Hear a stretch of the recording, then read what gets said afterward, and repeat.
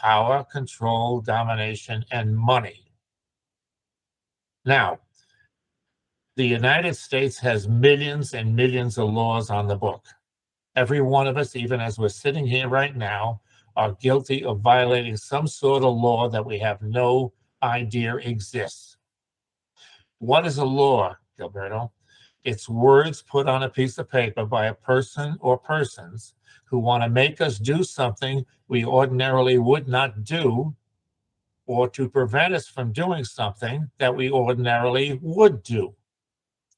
A law is a control and enslavement mechanism on humans for behavior compliance.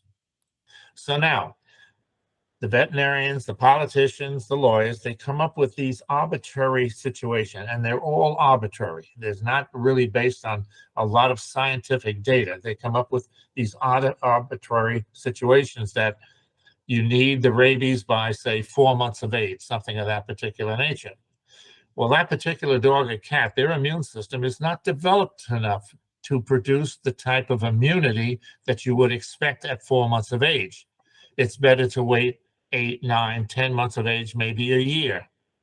But if you wait that long, you're not necessarily in compliance with the control mechanism that these other people who have a vested interest in making money want to put upon you.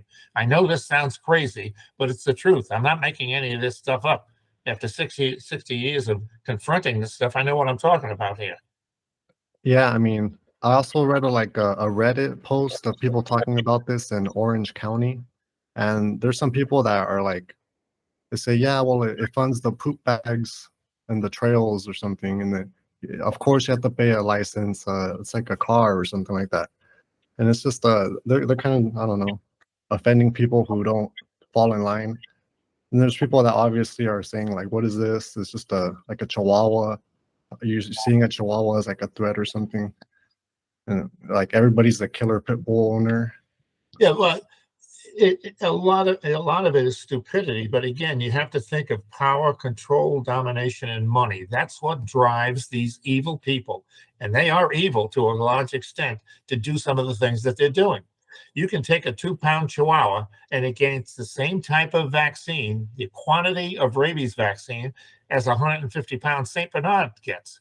Now, where is that scientific evidence, Gilberto? I mean, does that truly make sense to anybody who's not even a scientist or a veterinarian?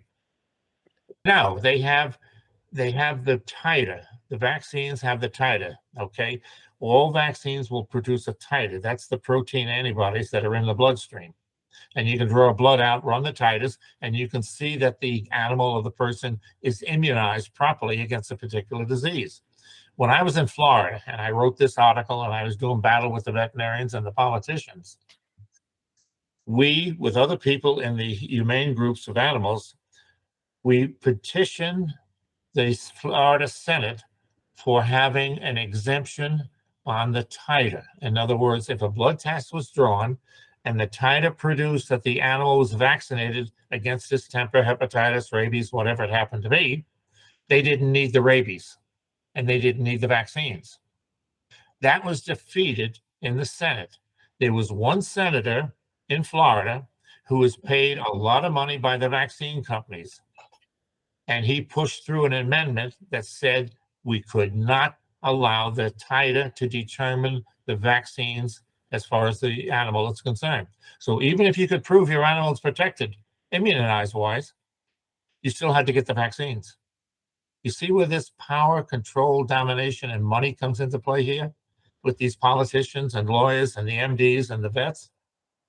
Yeah, so basically, if you know who to pay off, you can get your law passed, and your companies will make a lot of money. And if people don't make enough noise about it, if you trick them to think it's necessary, you know, nothing will happen for like 40 years. Look at the tax code in the United States, all the tax loopholes. Who takes advantage of them? Millionaires and billionaires. Why? Because they contribute campaign funds to the politicians that put the loopholes in the tax code. But what would you give like advice to people who are in that situation, like you mentioned? Like I heard in the Reddit, people, they go door to door knocking to see if you have a dog. If there's dogs barking, then they mark it like, I don't know, as a dog house, and they send you mail. Yeah, Uh, there's certain things like that. What you have to do is not get started with animal control first and foremost. The veterinarians will push like hell to get you to get a tag and a license on your dog or cat. Because once you're in the computer system, they've got you. Now you're forced to get the rabies. See, the veterinarians work with animal control. They may give the rabies vaccine and the license. Again, it's politics and it's money. So if you don't get into the system, then the system is not going to come after you. But as you mentioned, there are cases they can go door to door, they hear a dog, or you're out walking your animal, something of that particular nature. What you do is you find out what the rabies tag is. And the rabies tag has a certain shape and color depending on the locality. So you go to a pet shop, something like that, and you get, suppose it's a red bone. You get an ID tag, red bone, clip it to the collar with your name and address on it. Anybody say, oh, red bone, that must be a rabies tag. They're fine. They leave you alone. They're not going to run up there to see that that red bone is not a rabies tag or whatever the color or shape happens to be. You have to play the game to protect yourself and your animals from these people who are dangerous and do their thing, so to speak, that is not always in anybody's best interest.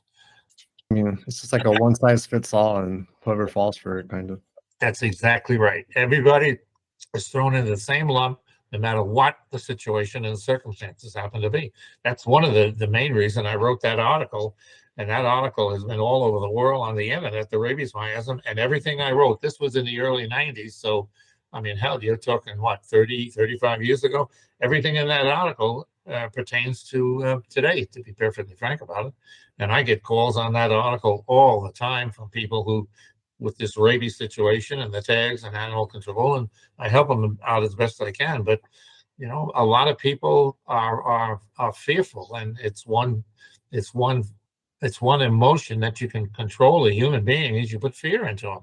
Fear that you're going to punish them. You don't file 1040s and pay taxes. You don't get the rabies vaccine. You don't get the tag. You don't get the driver's license. You don't do this. You don't do that.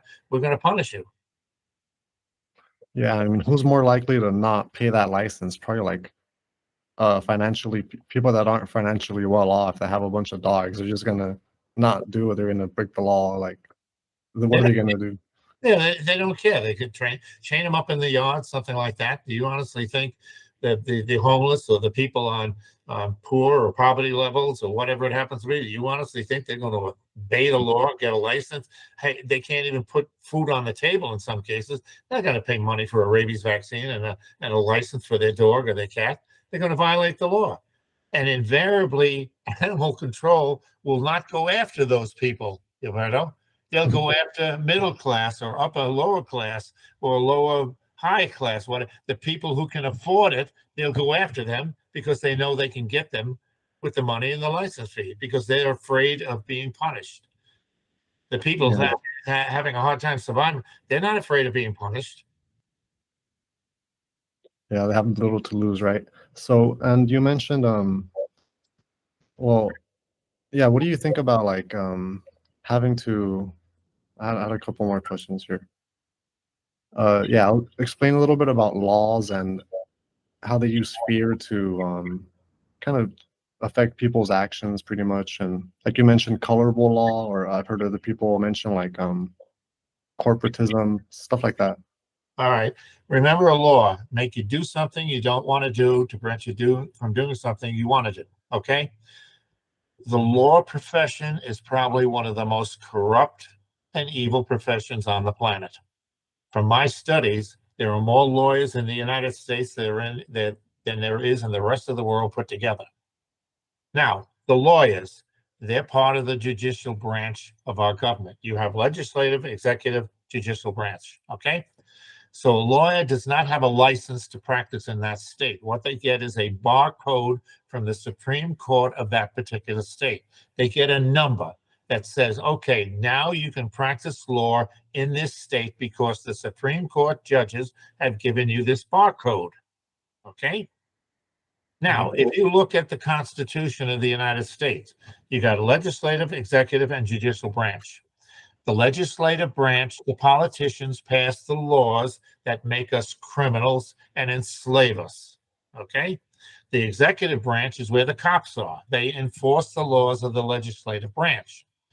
The judicial branch then adjudicates the crimes against us with a fine or a jail. Now, the Constitution says separation of powers. All the branches are equal but separate from one another. Now, Gilberto, if the lawyer has their loyalty to the judicial branch of government, what the hell are they doing being elected president, being senator, and representative? You have lawyers in the executive branch and the legislative branch. Is that a violation of the separation? I'm not making this up. It's in the Constitution. Is that a violation of separation of powers? Yeah, like you would think a judge, if a lawyer is comparable to a judge wouldn't just start being like a senator and taking money, like type stuff. They're supposed to be liking justice, serving justice. You got a lawyer that is a senator. That senator is passing laws, or a House of Representatives, okay? They're passing laws to enslave us, to make us criminals, to modify our behavior, to control us. That's a law. That's a lawyer, okay? Now, if you get into trouble, where are you going to go to get out of the trouble? You're going to seek a lawyer, aren't you? The lawyer put you in the hole. Now you're going to seek a lawyer to try to get you out of the hole, or minimize the consequences of you being in the hole. That's why the law there's no justice in America anymore. There really isn't. Now, some of the lawyers are pretty good, the men and women, pretty good. But for the most part, they're part of the corrupt system that enslaves us. Yeah, because sometimes I think about, like, there's a movie, The Devil's Advocate, and you think about a lawyer's job is to like win for their client, whether they did the crime or not. So you're gonna, I guess, lie somehow, or I don't know, not be truthful to what you actually, to like what's real justice, I guess, if you're a criminal defense attorney. Yeah, everybody is innocent until proven guilty. I get that. I'm not denying that under the circumstances, but there's something wrong with a lawyer passing a law to make me a criminal, and then I got to go to a lawyer to get myself out of the criminal action that another lawyer put me in by passing a law. And then they use the loopholes, the technicalities.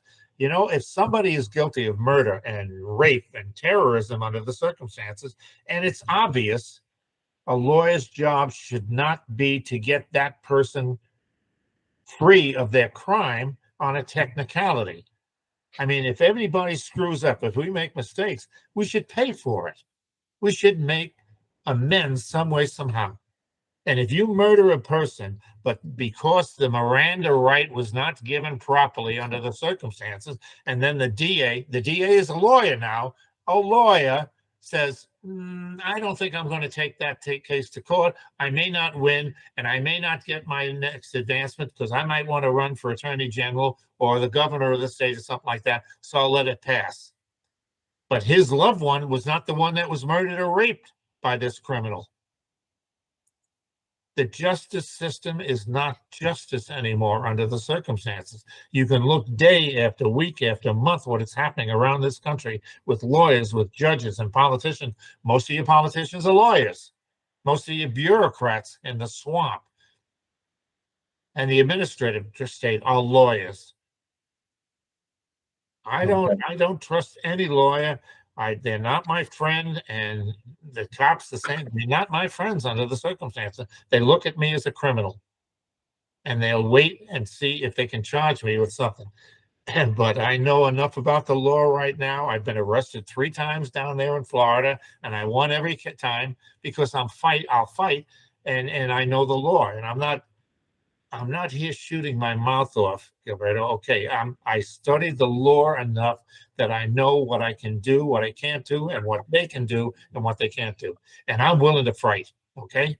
Now, maybe most people will want to live on their knees and lick the boots of their enslavers just so they don't get hurt and that they can live day to day. No, no, no. I'm going to stand on my feet to be free and independent. And if it means I get wounded or lose the body, so be it under the circumstances. But to be free and independent is the utmost importance to me, and knowledge is power, as I said earlier. Mhm. But not many people are like that.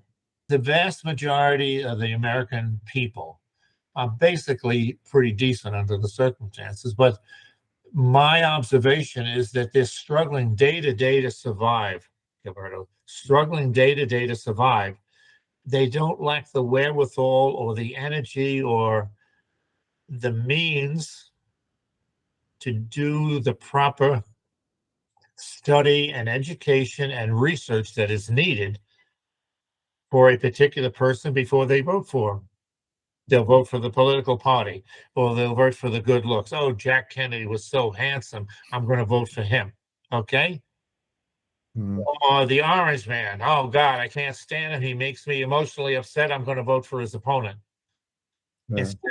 Instead of understanding that who you vote for determines what your life is going to be, they're so exhausted, they're so down, so to speak, that they don't do what is needed to ensure that their vote goes to the proper person that's going to represent them. They're exhausted. I understand that. And they find more relief in living on their knees and licking the boots of their enslaver than standing and being punished, possibly, by going free and independent. I wasn't born this way 84 years ago. I had to educate myself my whole life. And as I said, I'm not bragging, I'm not shooting my mouth off. I did it deliberately because this is the type of person I wanted to be. I wanted to be as free and as independent as I possibly can.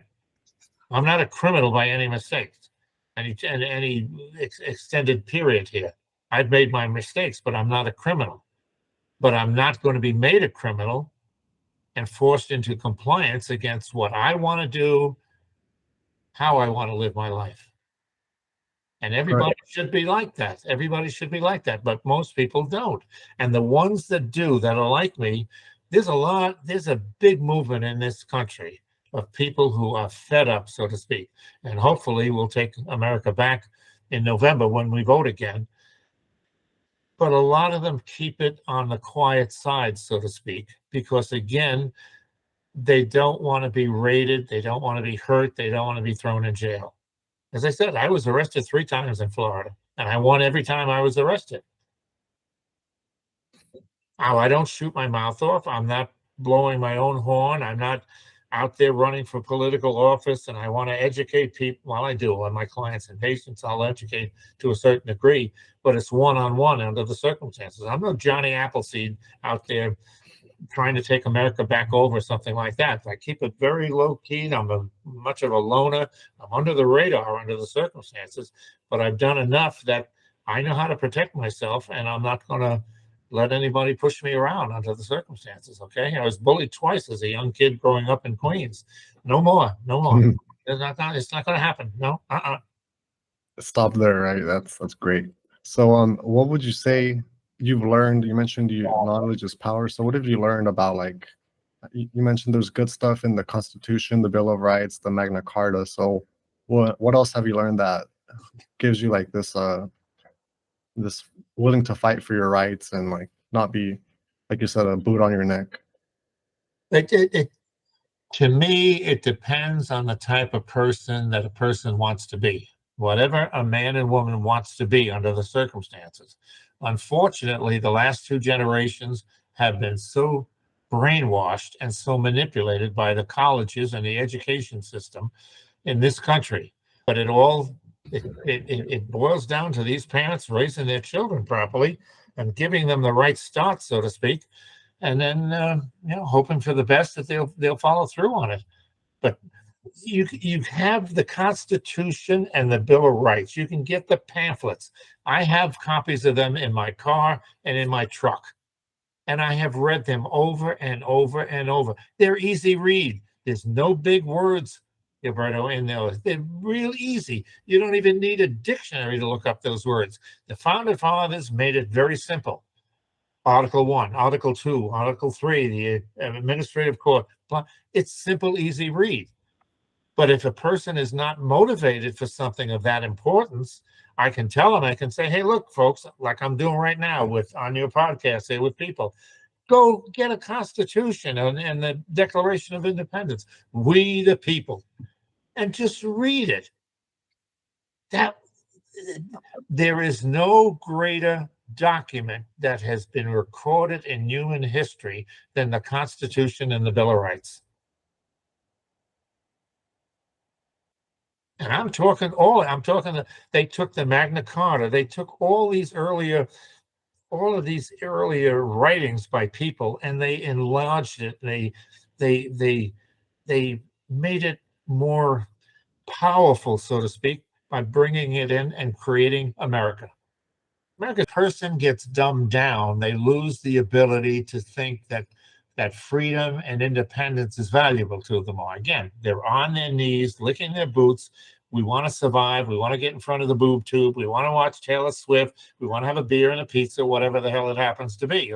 Okay? They're not willing to go the extra step for things that are important to them because they can't see beyond a few minutes or a few seconds or a day. They can't see 6 months down the line or 5 years or 10 years down the line. The T, when the patriots and the colonists dressed up as Indians and they threw the tea into the harbor, Boston Harbor. The tea was the governor that was every colonist had a governor appointed by the king and the parliament.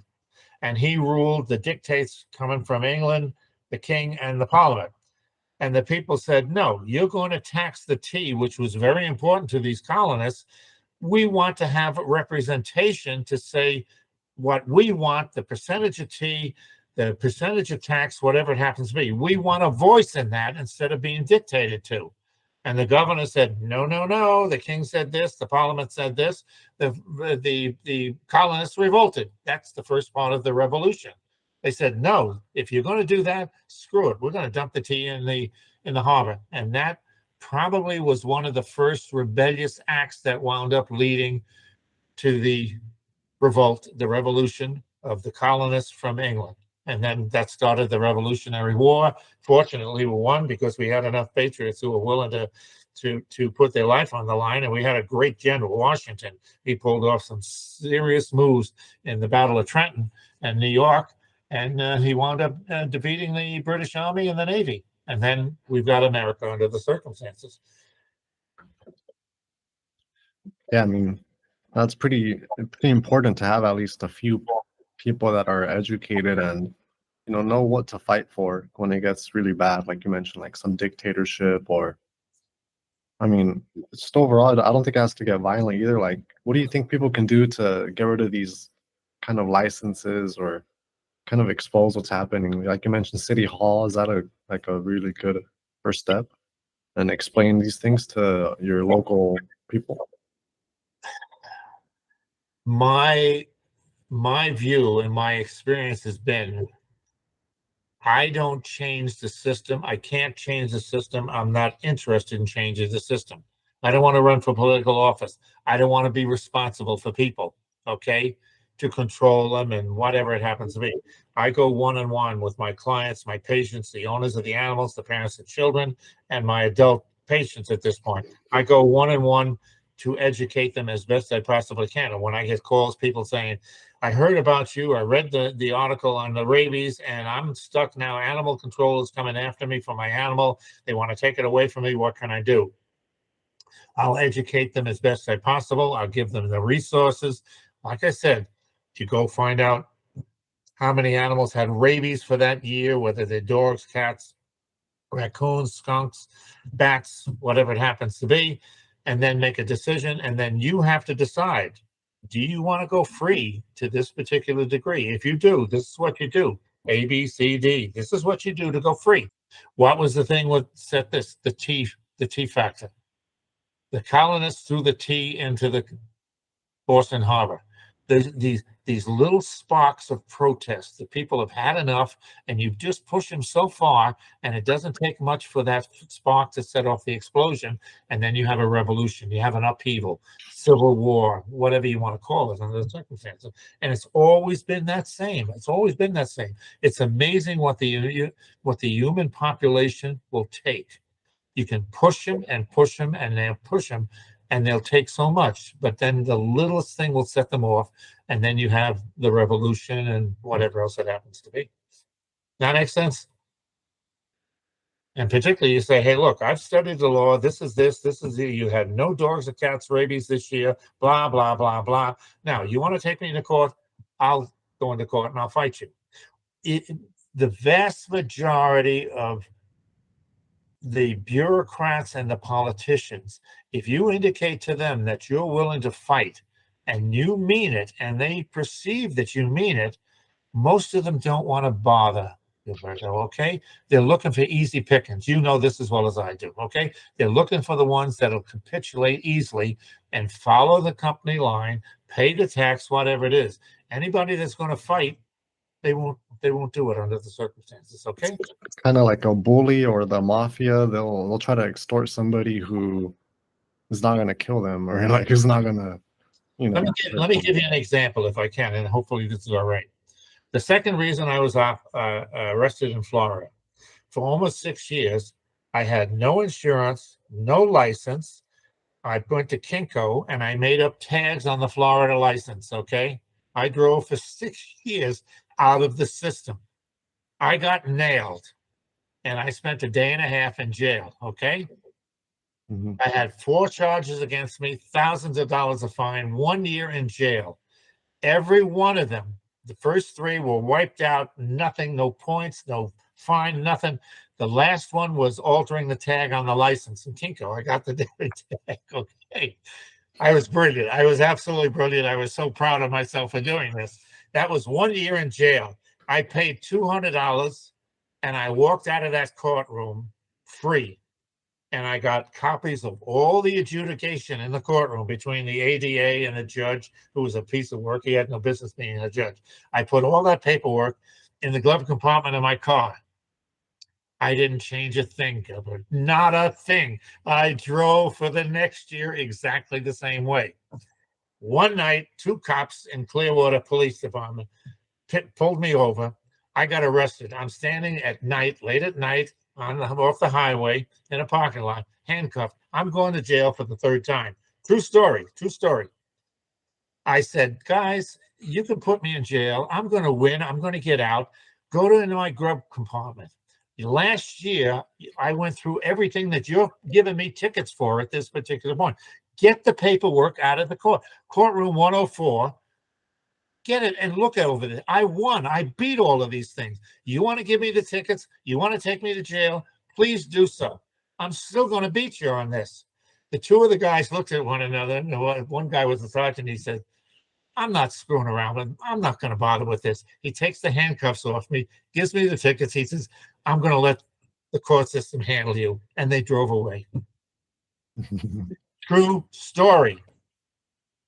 So what do you have to like? You learned obviously some stuff. You mentioned the book about Social Security fraud, or that it's a big fraud or something like that. What do you call this stuff? Like just skipping, like outsmarting the system? Like, do they have loopholes set up in there? Because I know sometimes they talk about like exemptions. Like there's always an exemption in the law or something. What I did in my life and what I try to teach people when the opportunity occurs or when they ask me is, do you want to be part of the system that is enslaving people, the citizens of this country? If you do, fine and dandy. You don't bother with me. There's a system in place. The question is, how do you fit within the system? If you don't like some aspects of your fitting into the system, then get yourself out of the system. There's ways of doing it. When I read those 2 books from cover to cover, there's only so much I'm going to say on this here because, again, I'm not going to put myself at risk. I got the IRS tax code, okay, that thick book. And I looked in the IRS tax code, every chapter, subchapter, subchapter that was in those 2 particular books that prove the 2 points of those books, that it's a voluntary system for paying Social Security, 1040s, and paying federal tax. It's voluntary, blah, blah, blah. But they also include wages and income. Here, it's right in the book. Now, how in God's name can you define wages income separately and then put wages into the income, it's a scam. And people don't pick up on it. Now, where did they get the power to do that? They got the power of the gun. They got the power of the gun. They can penalize and punish people if they don't obey. Yeah, that's ultimately what the fear, right? Fear is how people stay in line. The one, if you want to control a person, there's one emotion that works more than anything else. That is fear. That is fear. You have three ways of, I don't want to say, you have three ways of controlling a person. Number one, educate them, teach them. Seminars, books, reading. Give them the knowledge of the truth so that person can then be free or to make whatever decisions they want. The second way is to punish them. Make a law. If you don't do this, I'm going to put you in jail. I'm going to fine you. I'm going to punish you. The tax code is voluntary, but if you don't volunteer, we're going to punish you. We're going to fine you and throw you in jail. So punishment is the second way. The third is fear. If you don't do this, you're going to die. You're going to get sick. You're going to get cancer. Do you see? Rabies. You're going to get rabies. You're going to get COVID. Do you see what happened with COVID several years ago? A mask. Here in North Idaho, I must have been the same. We had people driving around in their car alone. The windows are up with a mask on, Alberta, with a mask on in their car with the windows up. You're going to get sick. If you don't wear a mask, wash your hands, practice 6 feet. If you don't get the vaccines, at first it was 1 or 2 vaccines. Now it's up to 5 to 6 boosters. I treated a number of people during that time. I had contacts around the world with homeopaths. We were comparing notes about the COVID and the problems and the vaccines at this particular point. Hundreds of millions of people got sick and died from the vaccines, not from the virus. You give them ivermectin and hydroxychloroquine, those 2 drugs. Ivermectin is an animal wormer.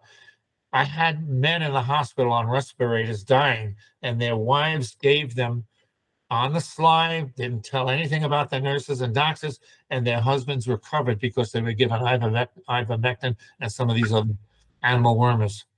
But no, you can't do that with conventional medicine. Oh no, we don't have any scientific evidence of that. Can you explain the difference? There's a big, I guess, split in the path of medicine. I guess there's conventional, and then there's, I don't know, a holistic or a homeopathic type stuff. Where the other one, the conventional one, I guess people say that it's controlled and, I don't know, it's very invasive and just for profit in some type of way. And the other one is more focused on like finding a cause and treating it type stuff. All right. Conventional medicine for people or animals is based on